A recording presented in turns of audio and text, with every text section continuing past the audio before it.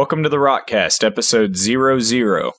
I'm calling this episode 00 because the episode sort of stands apart from the way the podcast will go in general. The ultimate goal for the podcast, as I stated before, is to take stories that have exploded in social media, for whatever the reason may be, and decipher what the takeaway from the explosion needs to be. So often in social media, problems surface with the posting of news articles because people are able to vocalize their opinions on those news stories.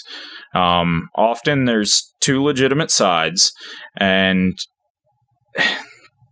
this creates arguments. On the Rotcast, I'd like to tear down the walls dividing the opinions and find where either side is right or wrong, and maybe sometimes try and come to a solution if we're able to with the guest.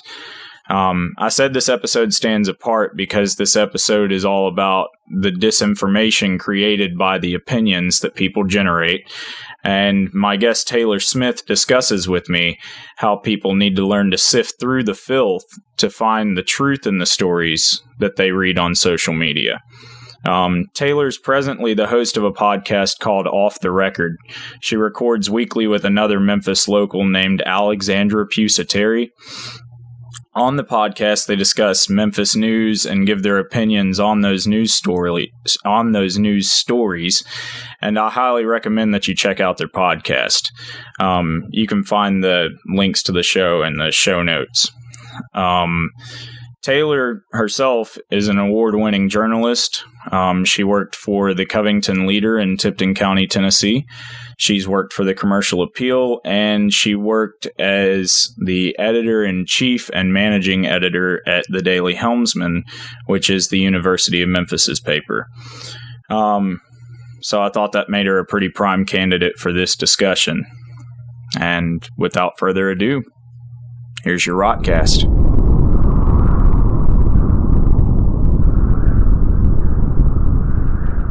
In your view as a journalist, yikes. Do you feel that internet is good for the news or bad for news? And just to preface, I did work as a journalist for about a year and a half. I went to school for journalism. I don't currently work in journalism. That's my full disclosure of I'm not currently doing it, but I did it for a minute, and I still keep up with, best practices as much as possible, just in case the Washington Post calls and they're like, right, we want you. So in case I get drafted. But you do a show that is news. Yeah, Off the Record, where myself and my co-host Alexandra Pusateri look at local news stories from Memphis, kind of I don't want to say critically examine them. We're not looking at them for AP style or, we look for mistakes because we love blowing those up and making a big deal out of it. But we try and just update people on what's going on, since not everybody has time to sit down and read the paper anymore. Right. So as far as if the internet is good or bad for news, I think it depends on what perspective you're looking at it from. If you're looking at it from somebody like a regular citizen, sure, it's great. You don't have to go up to somebody in the middle of a median at Poplar and Highland and pay $1 to get a paper. You can just pull it up on your phone. You don't have to really, if you want to talk to the journalist, you can just text them or send them a DM on Twitter and say, hey, why did you write this? Or you're way more in touch with the person who wrote the article. As far as the journalist side of it, I don't know if the internet is good or bad, and I think we're still trying to figure that out. I know when I was in school, at least, there was a lot more people. It was a lot more divisive. You had the professors who were really pushing print and really pushing physical magazines and physical papers and saying, this is the real stuff. This is the real journalism. And then you had the professors on the other side who were like, no, papers should burn and magazines should be burned and we should never look at print again. And then there were some moderates who were like, but guys, we can have both. It's fine, both. Where do you think it's going? You think it's going to stay both. Yeah. I think there's still room for print, ads, print. So one of the things that's becoming a huge issue is that people don't necessarily know that print ads work. That's always been a question of if I put an ad in the paper, is anybody going to actually see it? Online you can track analytics all day. Like you can find out where people are coming from, how long they stayed on your site, if they did anything else, what pages they jumped to, all of that. And it's harder with print, but I feel like there's always going to be that need for something tactile, like you can touch it and feel it and clip it and hang it up. People are always asking for prints of papers so that they can, oh, well, my kid was in the paper this one time. And people still save those kinds of mementos because they're still important for some reason. I love print paper. I hoard papers. When I was in school at the University of Memphis, I actually got in trouble multiple times with my resident advisor because I would leave stacks of the Daily Helmsman, which is the campus paper, in my closet. And it was a fire hazard. So I think the last couple weeks of school, I'd have to spend just an hour or two carting out bags and buckets full of papers and throwing them out. So I get it. I get the wanting to feel it and touch it and keep it and hold it. But I don't know if that's going to be as important to the younger generation anymore. Sure. I don't imagine my kids being like, ooh, I love the feel of paper. I feel like they're going to be like, oh, look how thin this glass touchscreen is. Oh, it's so bendy and wonderful. It's light. I can pick it up. This paper, it's like an opaque screen. I don't understand. Wow. And I can draw on it and it's going to stay there forever. That kind of thing. So in regards to the information that's actually, contained in the internet and, how do you think that's helping things or... So one of the big questions that's coming up a lot, I feel like, and I say I feel like, which is an opinion, which is bias, is this idea of bias in the news. Is that okay? And, there's always been bias in the news. I mean, we had Nellie Bly, female journalist back in forever ago. I'm not going to cite years because I have no idea. But she went to an insane asylum, pretended to be insane so she could get admitted and find out what it was like in there. And she released a report afterwards and was like, it fucking sucks. No shit.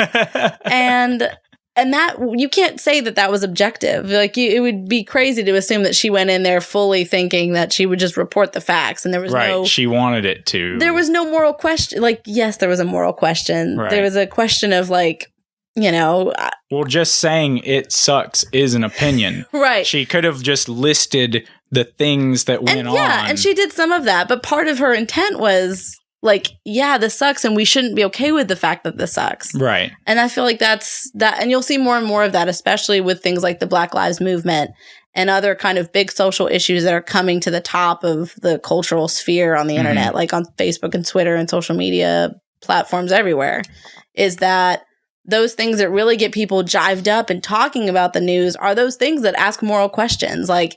Is it okay for cops not to get, in trouble for shooting anybody, black or white? Is it okay for people to carry guns on campus? Whatever. So it's one of those things where it's less about obviously there's a huge quantity of information. The quality is whatever. I mean, you can find quality news everywhere, but I think it's more about, have the facts in that story been presented in such a way that people are allowed to form their own opinion? And are they sound facts? One of the things that we've talked about on Off the Record is citizen journalists, people who are going out and finding crime scenes or being on hand when something happens and tweeting about it. And you go to a music festival and you're tweeting what's happening. Right. Whatever. No harm, no foul. You're sharing your experience, and that counts as journalism. You're sharing photos and videos, whatever. Sure. But we had somebody who showed up to the scene of an officer-involved shooting in Memphis. And they were tweeting and talking about what the TBI officers were saying and what police officers around them were saying and reporting facts like the possible name of the victim. And somebody asked them, tweeted at them, hey, are you a journalist? And they said, no, I'm a writer and an advocate. And that's kind of a cop-out answer to me. What separates a writer from a journalist is the fact that a journalist is honor-bound to examine the facts and present them objectively, as objectively as possible. And job-bound. You've got a boss that if you say the wrong things, you've got to own up to it. Right, exactly. You have to be able to back up everything you say. You have to be willing to be wherever and take the blame if you fuck up. Whereas if you're a writer who just sort of shows up to a crime scene, you're not really held accountable for if you're wrong. You can just be like, my bad. And nobody thinks less of you. And it means you don't have credibility. So, as far as does it hurt journalism for people to be doing that? Well, not necessarily. More information, even if it's wrong information, isn't necessarily a bad thing. But so long as the readers have the opportunity to pull from several different sources. Right. And you can check that. And that's sort of, but where is fact checking? Right. So you asked, is it good or bad, the internet for journalism? Right. So would you say, you were talking about this the person on Twitter, would you say that maybe in social media, that's where it gets off into the dangerous zone, or is it does just all a little over? bit. I actually did a senior thesis when I was at the University of Memphis about it was sort of examining what college students' thoughts were on the news in general. And I hated doing it. I loved my project, but I just, senior year sucks. Right. But I asked people, where did you get the most of your news? And they were saying Facebook and Twitter. They weren't saying newspapers. They weren't saying TV because nobody watches TV anymore. But when I asked them if they trusted it, most of them were like, no, not really. But they were still reading it. So you got your news from there, but you don't believe it. Right. So it was sort of this weird kind of, like, I wanted to ask, if you don't trust it, why do you read it? Well, because it's easy. I mean, it's right there. It's a headline. Why do we eat McDonald's? Because it's right there. It's fast. It's cheap. I don't have to think about, like, what it's doing to my body. And I don't have to think any more about it. Like, once I eat it, it's gone and hurrah. Yeah. So I think it's kind of the same way with social media. Like, it's easy enough for me to go on Reddit or go on Twitter and find out what's happening. Right. And on a shallow level, it works. Like, I know that Harper Lee died because people were posting quotes from her and posting pictures and saying, rest in peace. Rest in peace. Ooh, snaps to Harper Lee. Yeah.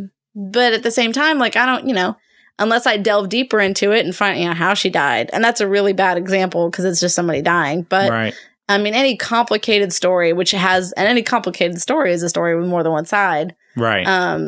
No, you do have to really think, and it's harder for readers. It's harder for people looking for news. You have to be willing to do the legwork yourself if journalists aren't going to do it for you. If somebody's tweeting about a shooting downtown and they, or just some random person tweeting about it, they can kind of say whatever they want. They can. And you and you have to then get another source, and then which source is correct, especially if it's spilling in from somebody else that's in the exact same situation. They're not credible. Exactly. And so there's sort of this weird, I don't want to say a dance because I hate that metaphor, but it is a weird dance of journalists putting out information and people, citizens need to be able to fact check them, and journalists should be able to listen. And people who aren't journalists, who are acting as journalists, as either citizen journalists or advocacy journalists, whatever, they need to be willing to at least pretend to follow those kinds of same ethics of, hey, somebody called me out on my shit. I should probably respond to this with my bad. Or because one of the things in my thesis was I interviewed a couple people about their survey response because I did a survey and then I did some follow-up interviews. Right. And when I asked, what would you say about a news source that's wrong? They were like, well, I don't really care if they're wrong as long as they own up to it. Like, corrections don't bother me. So except you don't see people correct themselves very often. I mean, I'm impressed you guys do, and on off the record, and I have other news sources that I know that do. However, most social media news sources are not going to release something the next day on their social media feed and be like, that thing that you guys got all fired up about, sorry, we were wrong about that. Or you don't see it because it doesn't get published as much. Like, right. If not enough people like it, then that news story is not going to come back up, which is, Twitter doesn't have an edit function. Like, that's one of the things that journalists always fuss about.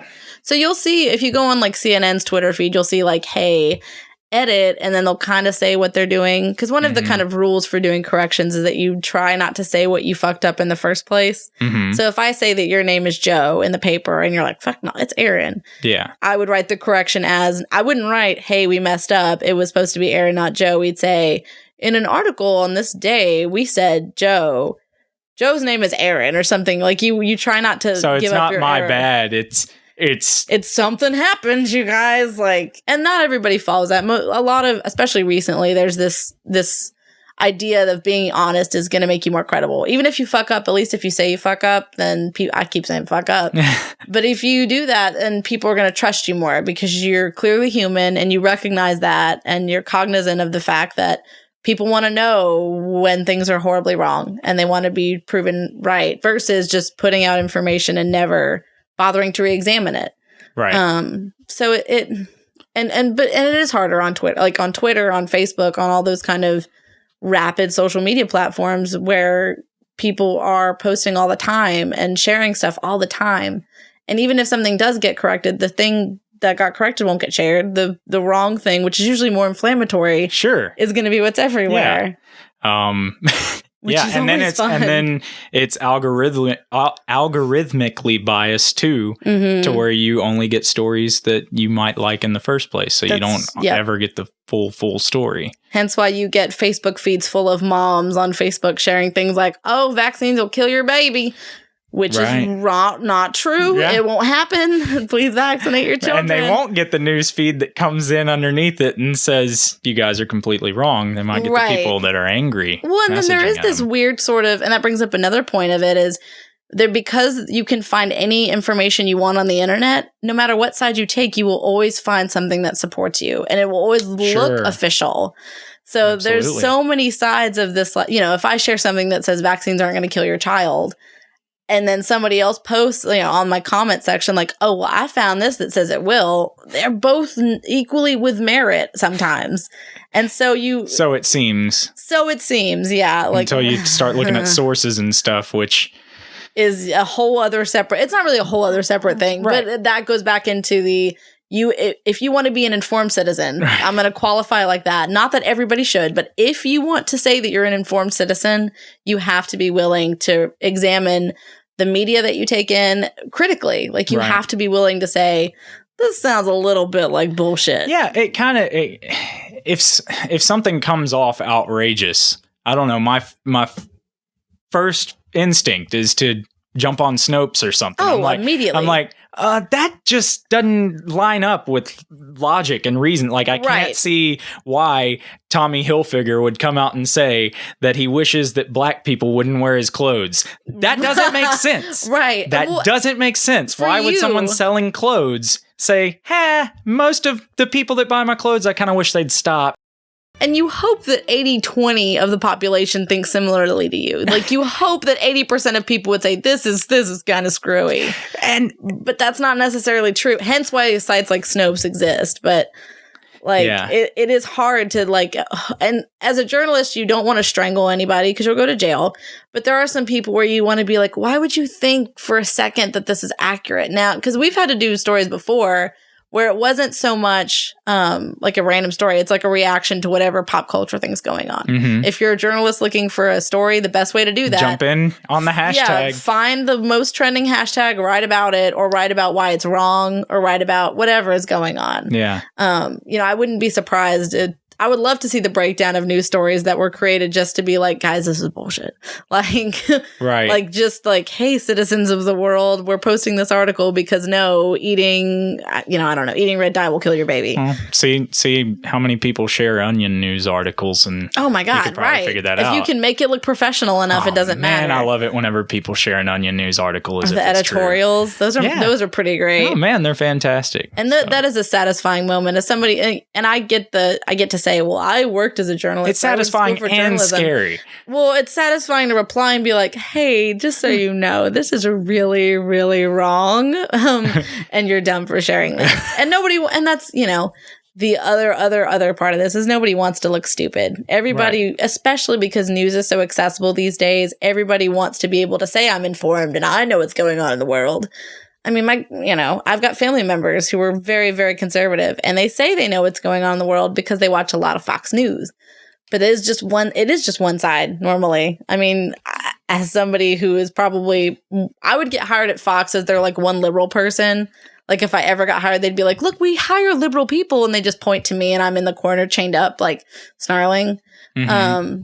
But news organizations like Fox News, like CNN, which CNN does good shows, but there is some bias. But there. like CNN, like MSNBC, those are news shows. Mm-hmm. And yes, people I don't think that, there's some entertainment value. I don't think that people understand that it's opinion-based news. They have these long shows where they just talk about the news, but they're not actually giving you the news. They're telling you how they feel about it's like what's ESPN. happened. Like it's a lot of commentators versus like actual sports. Yeah. So and I in my senior thesis, I asked them, what would make you leave and stop watching a news organization or stop following one?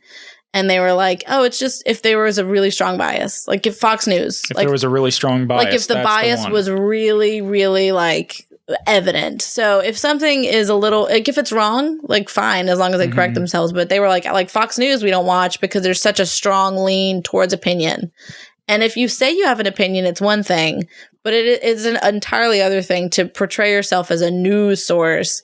Right. And then do, like you said, like these opinionated shows and saying things like, oh, there was a shooting. Well, I feel like the problem with this is that the crime immediately rate, when they do the news, they have two other people that join the commentator and give their opinions, and it's supposed to be, somebody on the polarizing end of the other person, right? Which is bad, and they tend to be just a punching bag. Yeah, they tend not to. Yeah. So, and I went to school for print journalism, which is different from broadcast, and it is different from like public relations writing, all that good stuff. And I feel really uncomfortable writing my opinion. Like there have been a few times where somebody said, "Hey, will you write an opinion piece for that?" And I'm like, I can't, like that kind of writing, because I was trained to do objective, like just the facts, ma'am, writing. Whenever I have to write about myself or write about my opinion, I can't do it. I have the worst writer's block. I can do it a little bit now, just now that I've been out a minute.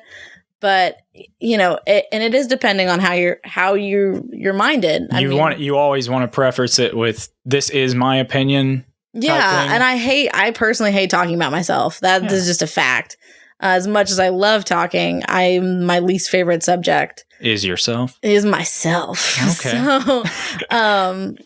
So, but I have other friends who went to the same journalism school who love doing not necessarily opinion pieces, but sort of advocacy pieces where they're writing about something they care about, and they're writing about what they care about in such a way that other people get jazzed up about it. And those are important in their own sphere. And sure. There's good news organizations out there that will specify, hey, this is an opinion article. Mm-hmm. We have, these opinion articles written by opinion journalists. This is what they do. They write opinions based on the news that we give them here at our organization. Mm-hmm. Oh, exactly. So those are kind of cool because right from the get-go, all right, this is just how this person feels. Oh, yeah. Versus and that's not on Facebook. News. Yeah, it's not flagged on Facebook. It doesn't say this is an something. Opinion article. It just gives you the headline with a picture. Oh, yeah. And I had for a little bit there when I was like on campus a lot, people would ask, Taylor, why don't you share more news stories on your Facebook? Because I can't just share stuff. I'd want to share it and put my opinion. So I just don't normally do that. Mm-hmm. Especially when I was working as a journalist, I worked a summer at the Commercial Appeal. I didn't want to share anything that could be held against me later. Sure. I wrote articles about like the school merger that happened in Memphis where we got municipal school districts. Yeah. And I wrote one article about how Millington there was some Millington CFO or previous CFO, not CFO, whoever handles the money out there, that's not a company thing, that's a government worker. He was like, I don't think we have the money for it based on the budgets that I ran. And I published the article, and I got so much hate mail about how I should quit journalism and how I was clearly biased towards not having a municipal school district. And why can't I just think of the children?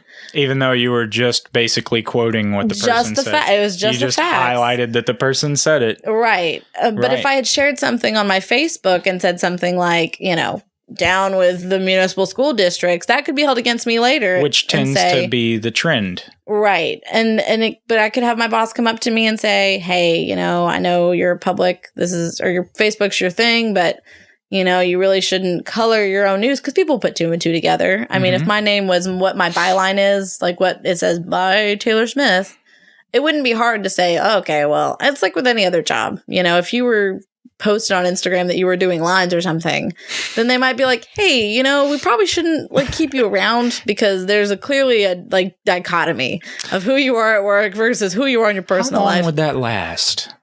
I mean, it just depends. Banned? I mean, I think it really depends. They'd leave it?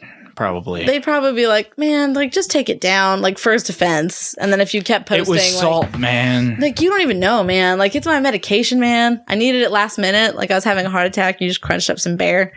Like, and then because that's the fastest way you can take it. I could see that being a thing. Yeah. I'm sure it's on the side of the bottle that you can crush it up and snort it. I don't know. In an emergency. Let's search social media and figure out how. See, and then we have to fact check and make sure that the reputable source is an actual reputable source and not just some fancy web page Let's done up by Snopes somebody. it. Oh God, yes, we should. What's the correct way to do this?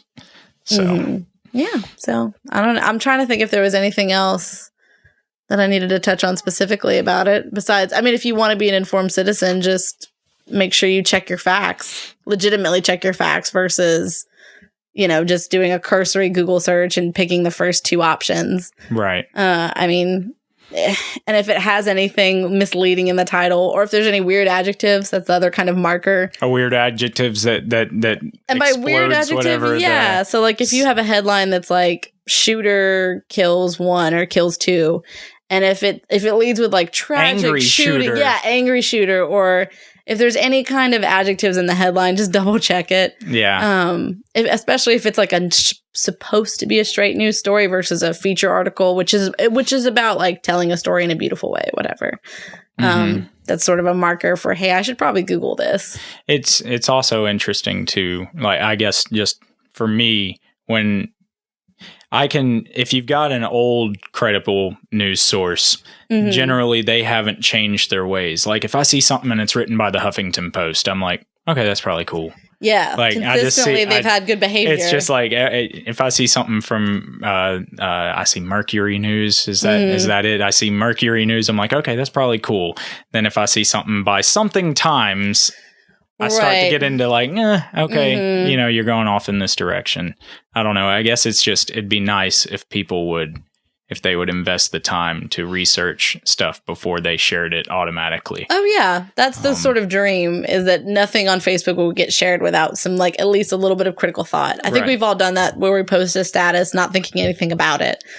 And then later we look back and we're like, fuck, that was terrible. Yeah. It'd be nice too. I think I wish that people would push back more on bad information. Like they push back to argue with more bad information. I see that happen all the time, but I rarely see someone that goes, dude, the thing you posted, that's like not true. Check this out. Here's why it's not. And I don't see that. It's like those thoughtful people, like, just, well, because people don't want to be wrong. They don't want to look stupid, especially not on the internet. And nobody wants to make them look stupid, I guess, either, too. Well, see, I do. See, that's where I get in trouble, because I'll do a lot of, like, why did you share this? This is clearly incorrect. And then I get away with it sometimes just because in my friend group, they're like, she's the one who knows shit. I don't know, man. Like, she's the one that Googles everything and stalks people to death. Like, anytime we get a resume, and I'm immediately like looking up their house and who owns it and what email they used for this and all that good stuff. But some people they can't get away with that. If I shared something and my dad commented like, this is wrong, I'd be like, are you kidding me? Tell me why it's wrong. Prove me wrong. And nobody necessarily has that kind of time to do that. I mean, we all have busy lives. I don't think we all want to spend it arguing on the internet.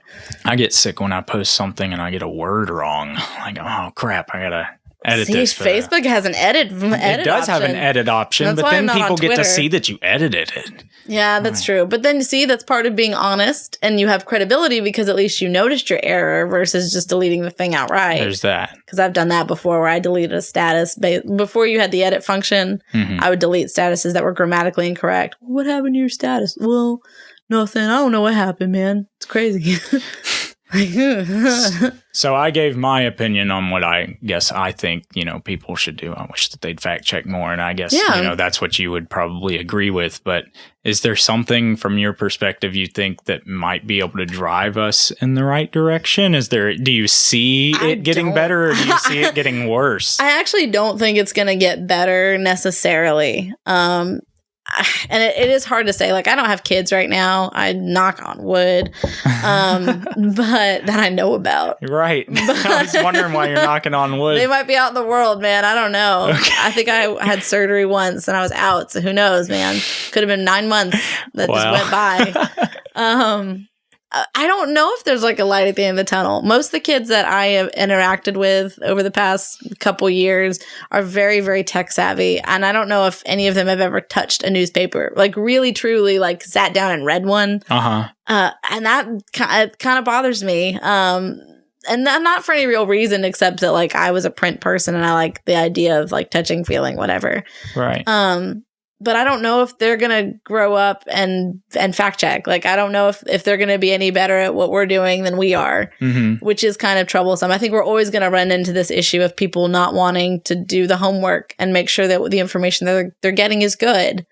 Hopefully we find better ways. I mean, even if there was like an official thing where Google, like on Google Chrome, like let's say there's a star that shows up in your like tab, an add-on, kind of, yeah, like and I'm sure that exists, just maybe. Like a link to star, like this is a verified source. Like on Twitter, they have accounts that are verified. Like there's a check mark if it's like, you know, really? That way if you look up Britney Spears, you know, though you'll get like 10 Twitter accounts of people who are saying they're Britney Spears. Oh, the one that's the real Britney Spears that'll have a check mark, right? Because that's officially hers. Like that is the real Britney. Yeah.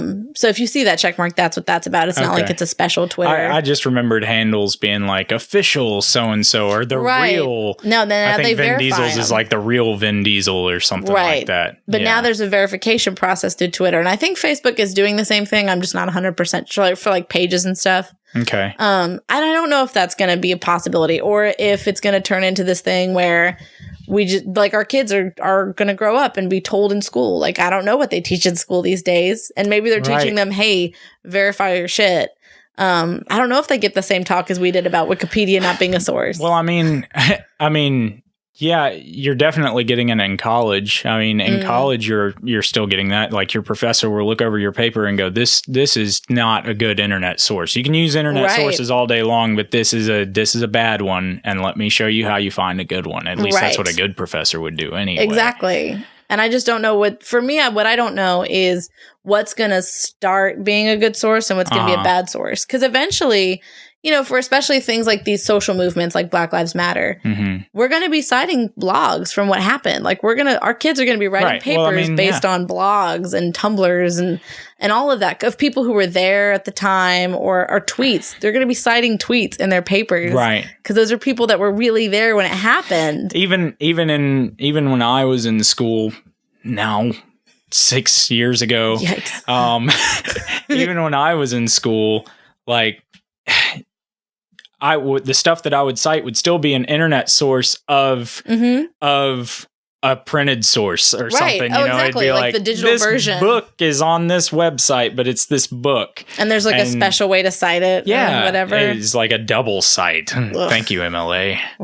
Yeah. But I think that's where we're kind of headed is either it's going to get even muddier and even crazier. And then who the hell knows what's going to happen? Or we're just going to start going to firsthand accounts on Twitter. I mean, they're going to, you know, I wouldn't be surprised if there's going to be like a tome or a website that compiles like, here are the people who have been verified of being at this giant event, like people who were at campus shootings. Like this person has been verified to have been there at the time, and you can use their tweets for articles or whatever the fuck. That would be great. I would love that. I don't know how in the world they could manage that. Magic. I don't know. I assume magic. GPS. Yeah, well, and you know, like, yes, you could. Like Twitter, if you want a verified account, you have to prove that you're that person. So, like, if you were Britney Spears trying to verify your Twitter, I'm sure that they'd be like, "Give us a birth certificate," like stuff only Britney Spears would have access to. You know, and maybe they say something like, "Oh, you say that you were there at the time. We see your tweets that you have up there on the date that it happened, and just send us like, hey, if you were on campus for the shooting, send us your schedule from then." I mean, who knows? Unfortunately. To get into that realm, the social media sites would have to recognize themselves as a news source, right? And they're not going to do that. It's because no bueno. Then you're killing the freedom that it is. Yeah. Oh, yeah. And I think that's where you kind of tread the line of who knows what's going to happen. I think we're still like journalists are still figuring out. When I first started school and first started my major, I ended up completely different. Like I was being taught multiple things at the same time. What made sense my freshman year, all of a sudden didn't make sense my senior year. You know, they talked about using Vine for doing news stories right when I was leaving. Periscope wasn't a thing when I graduated I've graduated from University of Memphis, and journalists are using that now to tell stories and to do live reporting. So that's sort of, there's going to keep being new and fantastical, wonderful things coming out from technology to help journalists report the stories that they want to report on. But I don't know if there's going to be anything to help citizens and help people who want to be informed verify those facts or find out more about those facts. I don't know if that's going to come out of the woodworks. Like, all of a sudden people are going to realize, oh, wait, guys, we need to get it together. Like, yeah. It sucks as a journalist because you're also a citizen. You're also reading other news sources. You also have to, but you're a little bit more, like, you kind of know what to look for in a news story to figure out, okay, this is bunk. What is this? Yeah. Whereas a normal person doesn't necessarily have that. And most people do, I think, growing up with, technology the way it is, you get a sense of like, this could be BS. It could be Photoshop. I can see the pixels. But I don't know if, who the hell knows if our kids are going to do that. Mm-hmm. I just imagine mine being lazy as hell and being like, hey, Mom, no, I'm good. It may be wrong, but who cares? It's happening in another country. So, know. It especially seems like, I don't know, like you might be able to get away with it more now to just looking at today's politics where politicians can like openly swing the other way and then be like, yeah, well, I changed. Yeah, exactly. And and people are cool with that, it seems. Right. For the most part. I don't know. Our memory is we've gotten a lot of short-term memory. Yeah. Like, I'm mad today about this, and today I'm mad about this. Oh, yeah. Well, we're mad about 3 weeks ago. Like, one of the things that, the two journalists who were shot in North Carolina, I don't even remember anymore. The big news story where they were shot live on camera. Uh-huh. And it was a big deal. I mean, it was heartbreaking for journalists everywhere. We don't even think about it anymore. Yeah. You talking about here? In the United States? Yeah, in the U.S. Did you hear about this story? I must not have heard about this story. I think it happened in North Carolina, South Carolina. Okay. It was a big deal because the video was going around because the guy who shot them used to work for the station. Okay. And they were doing a news story, the cameraman and the woman. It was actually, they were on the street in the middle of a story. Yeah, and the video that was going around was him holding up the gun to them before he shot them. Right. And they don't see him. And it's one of the most terrifying videos I've ever seen. Right. Just because of how quiet it is, except for her talking and how they don't even see him. Right. Which is entirely like, there were a lot of people who commented, like, there's no way, this is staged. Like, there's no way he didn't see them. Entirely possible. When you're in the zone and you're working, like, you're not looking at anything. Right. I've almost got hit by cars a couple times just because I'm like, doop, doop, doop. I've got my little notepad. I got my phone. I'm ready to go. Right. So I get it. But that's sort of... But then for the social media, like, the only thing that I heard in that's making me think about what we're talking about is that immediately there's a backlash of it's like you either people are hypersensitive to disinformation too. It's either that you buy into it or you buy into the other side that none of this is real, and then you've got that look at the people who thought Sandy Hook was made up. Right. That's what I'm saying. The girl is in every picture. You know what I'm talking about? The girl that's crying is in every picture of every big thing that's happened, and none of it's real. Mm-hmm. How? No. And you can't, I imagine, like, you're just sitting in the back as a journalist, like, how do I prove to these people that this happened? I can't just show them dead children's bodies. That's belief. Yeah. You can't prove that. That goes into another realm entirely. It's strange. And it's this idea of, like, what is a credible news source? So you trust CNN to report on, this random thing that you agree with, but you don't trust them to report accurately on the Sandy Hook shooting. Right. That's the kind of stuff where people use their opinion and decide that their opinion is more valuable than the information being presented to them. But then you have those websites that look credible that you're talking about, and they're releasing that the Sandy Hook shooting is probably not real, and that stuff is out there, and it's making it into people's algorithmically based universes that are in the social media sphere. So they see those news stories every day and think, wow, this world is insane. It's a bunch of... And it's hard to disprove that. Once somebody believes that, like, something that tragic is a conspiracy, it's hard to backtrack. You can't backtrack from a conspiracy. I don't know anybody who like bought into the fact that jet fuel can't melt steel beams and you could talk them back. You can't just be like, no, here's a video of jet fuel melting steel beams. They're not going to be like, oh, okay, I was wrong. Right. Like nobody wants, it goes back to the not wanting to look stupid. When there's so much information in the world, it is almost a crime to be dumb. So, which has always been, you know, if you're going to be willfully ignorant, then probably you should go. There's 6 billion people on this planet. We could avoid using you. But for people in general, it's so public. And if you share something and it's wrong and you get called out, of course you're going to defend yourself. You didn't share it because you were like wanting commentary necessarily. You know, you assume you were sharing it because you wanted people to. You want likes. Yeah, you want likes. Smiles. You want all of that good stuff. Or you want to convince people. Right. And so, but it boils down to, well, you're wrong. No, you're wrong. Well, no, but you're wrong. And everybody has everything to back each other up.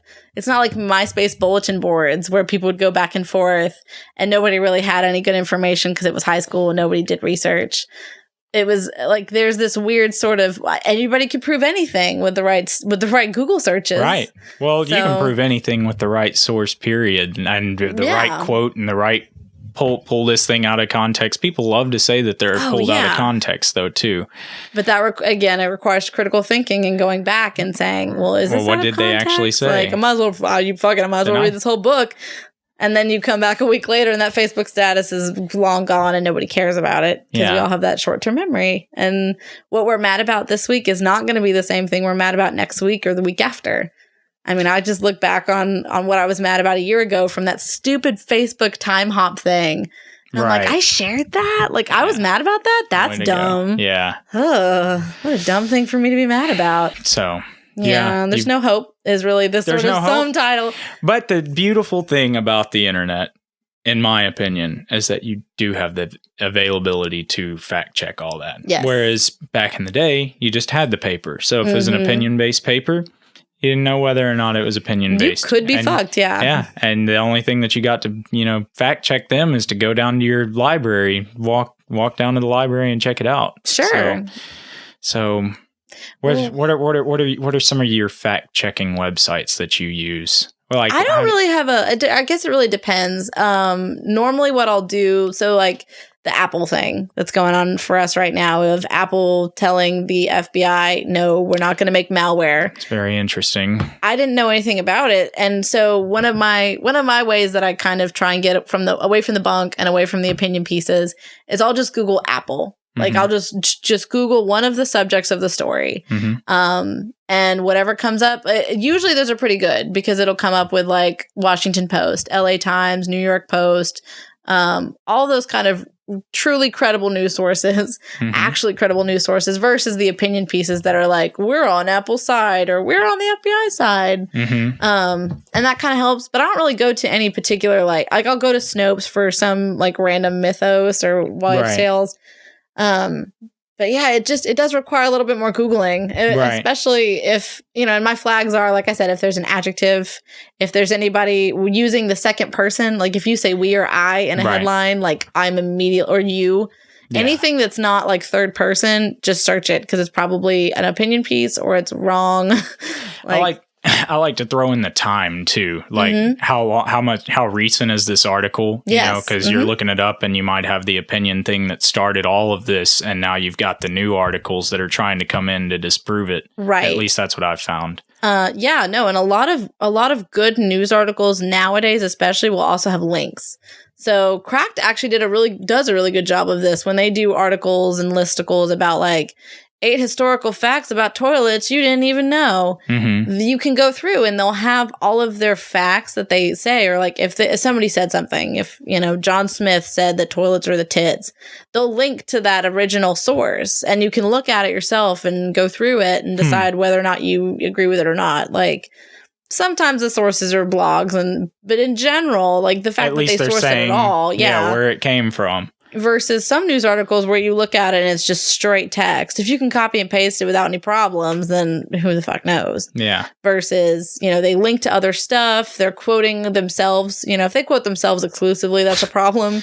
But sometimes they'll do follow-up articles where it's like, we said last week that this was happening, and you can click and go to last week's article and get, or they'll just have a piece of the article be a link that you can follow that link. Right. Just a word. Because one of the things that for truly good journalism, or let me rephrase that, one of the foundational things about journalism is when you write a story, you want to write it pyramid style, which, well, it's upside down pyramid. So it's not really pyramid, where you start with, I guess it is pyramid style. You start with like the basic information and you go more broad. Okay. So you start with, there was a shooting. Great. The shooting happened here. The who, what, when, where, how's, why's. And at the bottom, you can add all the fluffy kind of facts like, there have been this many shootings this year, and that's where you kind of put more of your context. Okay. So the writing style can tell you whether or not this person might be credible too. Yeah. In general, if they're just sort of writing whatever comes to mind, it sounds like, if it doesn't really make so one of the ways, I used to edit for the Daily Helmsman, and I was an editor there, and I've copy edited for Click Magazine down in Mississippi. And one of the things you kind of look for is, are all my questions answered? The headline says, officer involved shooting in East Memphis. Where in East Memphis? So if you're reading the article and that question isn't answered, that's a big deal. Like, that's a question that's important. What time did it happen? Who was involved? How many people? Was anybody hurt? Is that person captured? If you're still asking questions at the end, and they're basic questions like, who was involved? What happened? Where did it happen? Why did it happen? Mm-hmm. That's kind of you should really look at what you're reading. Because that might be the author just trying to convince you to view the world. And in general, it's not good. Even if it was a reputable news source, it's not good journalism to put out half-assed information. Mm-hmm. If I'm going to write a news article about an event happening, if I don't put where the event is, who the fuck cares? I'm clearly just trying to phone it in. So don't bother. Again, not a bad deal. Mistakes happen. I get it. But even if it is a reputable news source, they make mistakes. And if they make enough mistakes, don't bother with it. There's plenty of other people to fill in the gap, of the gap of information. But, how it's written will kind of clue you in as to whether it's a decent news source. If you Google the author's name and they don't show up anywhere else, that's kind of, and that's again, it's part of the legwork. I don't even get that deep. That's pretty deep. Yeah, no, I do. See, that's the stalking coming in. If deep. If somebody applies to a job where I work and they say they have writing online, if I can't find your writing, I don't trust you. Wow. You're probably lying to me, or you only did it for class, in which case it should be on a portfolio, like a personal website. So, for me, if you search L. Taylor Smith, Memphis, you'll get a ton of my articles that I did for the Commercial Appeal and writing I did for the Daily Helmsman and all of that. Versus if I just search, That was a plug. That was just a little bit. Take that plug. Own it. Live it. Love it. Versus, if I just search somebody's name and nothing comes up except your Facebook. If you say you're a writer and you don't have any writing samples available, don't trust you. And if there's no link to the person's name, sometimes newspapers will have a link on the person's name. So when you click on it, it'll go to the rest of their stories. If you click on that person's name and it goes to their stories and they're all opinion pieces, just be careful. Just to think a little bit closely about what you're reading. And again, this is all legwork. So it's a lot of having to do some follow-up. So, if you want to be informed and you want to be well-informed, just bear in mind that it's going to take a little bit more work than just reading and being there's no litmus test exactly. You can't just be if I run it through this app, it'll tell me if it's a real article or a real news. Even though that would be the ideal world. Wouldn't that be great? You're just is this article bullshit? And you just scan it and it Googles it for you. Or it just doesn't even let you read it. You click the headline and it's sorry, that was bullshit. Hey, we're sorry. You got directed to an incorrect page. Yeah, that would be fantastic. So this might just wind up being a summation, but if you had one thing that, I don't know, that really gripes you about the whole thing, or just, something to say on it. I think it is the fact that people get so defensive when they're proven wrong. And again, we have this weird cultural like obsession with being right and looking like on Instagram. Nobody posts when they wreck their car or when they have explosive diarrhea. They only post the good stuff. They post their dog and their children and all the happy times. They don't post the bad stuff. So when you're proven wrong on social media, you don't want to look stupid. It's your page. Like, it's my Facebook page. Here I am God. Here I own everything I see. Craft your view. Yeah. Everything the sun touches is mine on all my social media accounts. But if you're going to share information like that with the intent, like it is about your intent. Like, if I share something, it's probably because I want other people to read it. Usually. That's usually the goal. But if somebody comes on and says I was wrong, like, for me, I try and have a little bit of humbleness and say, like, oh, my bad, I'm sorry. Like, I didn't mean to spread bad information, but I leave it up and I'm like, oh, testament to me being wrong. So hence another reason why I don't post news stories. Because I want to be wrong. I don't want to. Okay. I kind of cultivate that sort of, no, it's only about how cute I am and how funny and smart and awesome.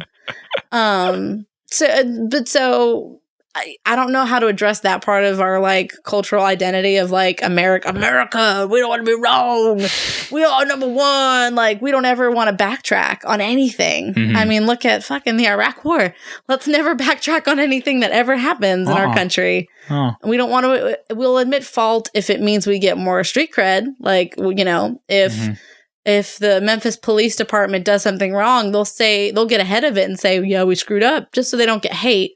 But everyone's ideal is that nobody finds out about the mistakes. Sure. We never want people to know. So if that's the one thing that really gets to me, I'm fine with people spreading whatever information they want. Fine. At least you're reading. Thank God. You're putting words in your eyes. Fantastic. There's that. You're not playing a game. You're not, you're not, you're not sending people to Candy Crush requests. Right. You're doing something a little bit more intensive. You actually are putting words in your eyeballs. Fine.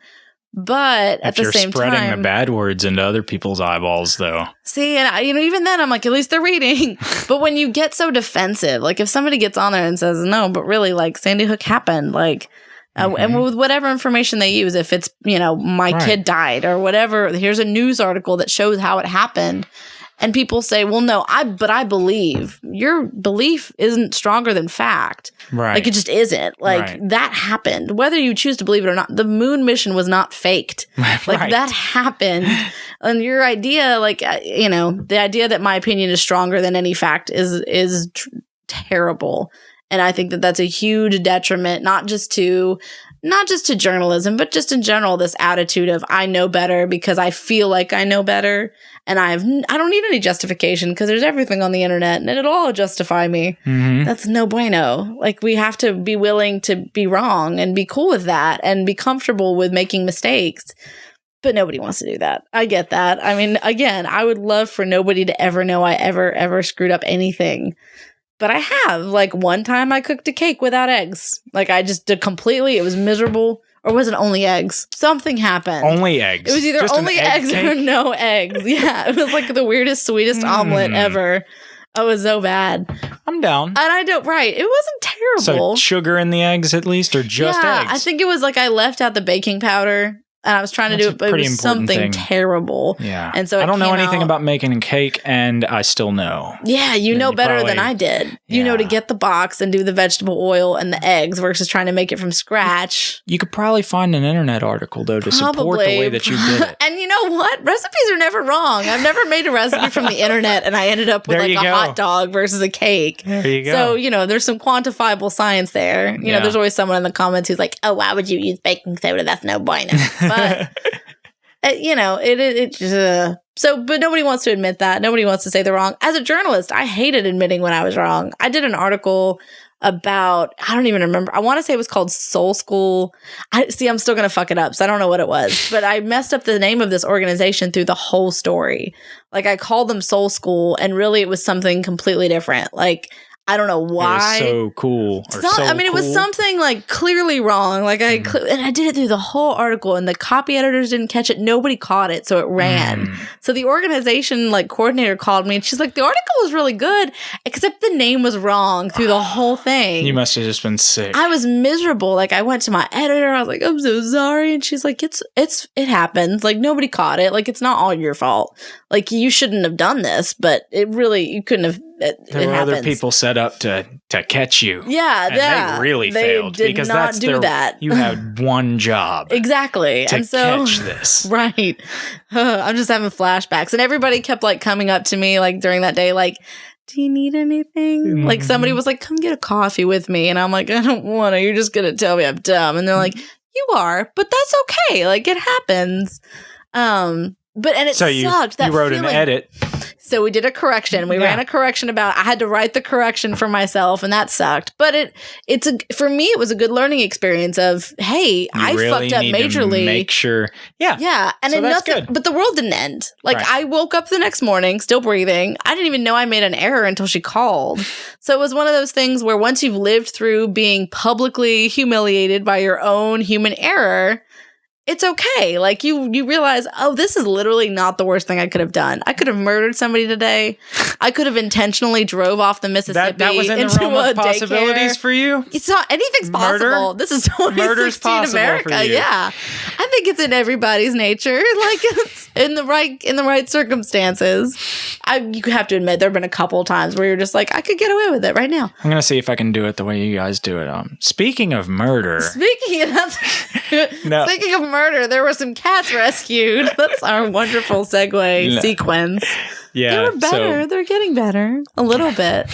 Not really. They're not. But yeah, so Taylor from Off the Record. Yep, that's me. Thank you for joining us tonight. Thank you for having me. I appreciate it. Yeah. It was awesome talking about disinformation.